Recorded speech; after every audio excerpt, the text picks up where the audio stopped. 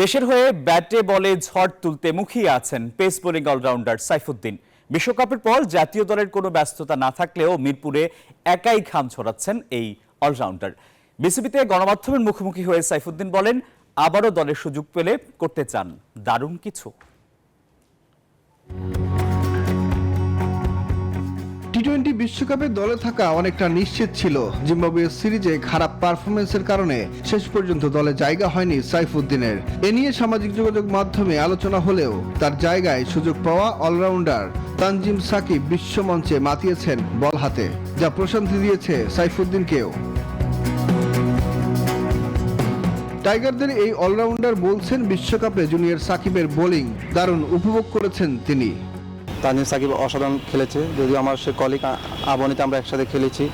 তো এইটাই আসলে ক্রিকেটারদের, কেউ ভালো খেলবে কেউ খারাপ খেলবে, তো এটার জন্য আসলে খুব বেশি চিন্তা না করে নিজে কীভাবে আরও বেটার কিছু করা যায় সেই দিকে চেষ্টা করব।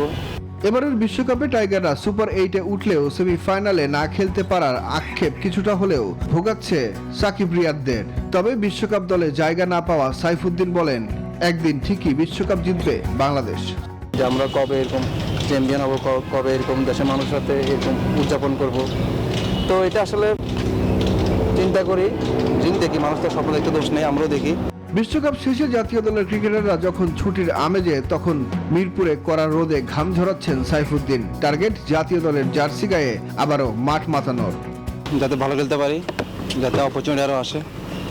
আর যেহেতু সামনে আপাতত কোনো খেলা নেই, তো নেশা নিয়ে ব্যাক করতে হলে অবশ্যই এখানে ভালো পারফর্ম করে আবার নজর আসবো, এটা মূল লক্ষ্য, ভালো করা।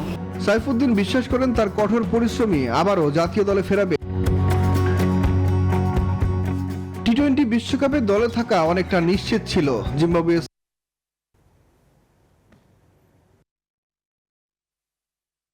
এটা মূল লক্ষ্য, ভালো করা।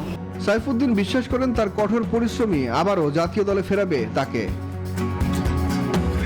সুখন সরকার, নিউজ 24, ঢাকা।